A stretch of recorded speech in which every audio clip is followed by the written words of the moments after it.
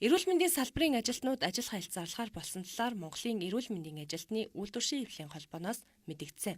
Тэдний зүгээс 7 хоногийн туршуулт хийсэн ч төр засгаас тодорхой арга хэмжээ аваагүй тул тэмцлийн дараагийн шат ажил хаялт зарлахаар болсон гэдэг байр суурийг илэрхийлсэн. Тэгвэл эрүүл мэндийн салбарын ажилчид шудраг хөдөлмөрийн үнэлэмж, цалин хүсний бодит нэмэгдлийн төлөө тууштай тэмцлийг бүрэн дэмжиж байгаа хэдий ч эрүүл мэндийн тусламж үйлчилгээний шаардлагатай иргэдэд үзүүлэх тусламж үйлчилгээгээ зогсоогоогүй үйл ажиллагаа хийвэн явуулж байна.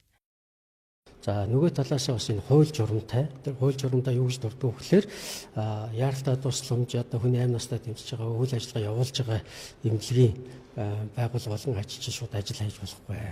За хэрвээ ажил хаягтай хөрвүүл заавал нөгөө хууль журмынхаа дагуу 50 салбарын одоо эрүүл мэндийн ажилчдын 50-аас их хувь нь үйлдвэрчний эвлэлийн гишүүдийн 50-аас их хувь дэмжсэн тохиолдолд ажил хаягыг зөвшөөрнө.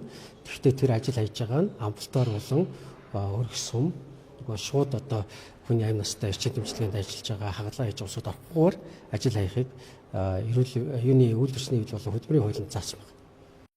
Эмч сувилагчдын хувьд тэд нийгмийн хариуцлага ухамсарлаж эмчийн тангарахтаа үнэлжүүлэхийг илүүд үзэж байна.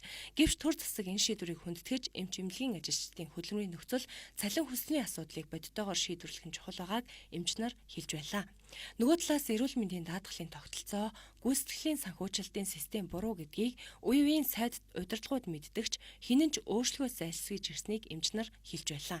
Тэдний үзэж байгаагаар энэ байдал нь зөвхөн санхүүгийн асуудал биш, эмч нарын хөдөлмөрийн гэрээнээ зөрчил, ажиллах орчны шудраг бус байдлын илрэл болж байгааг илэрхийлсэн юм.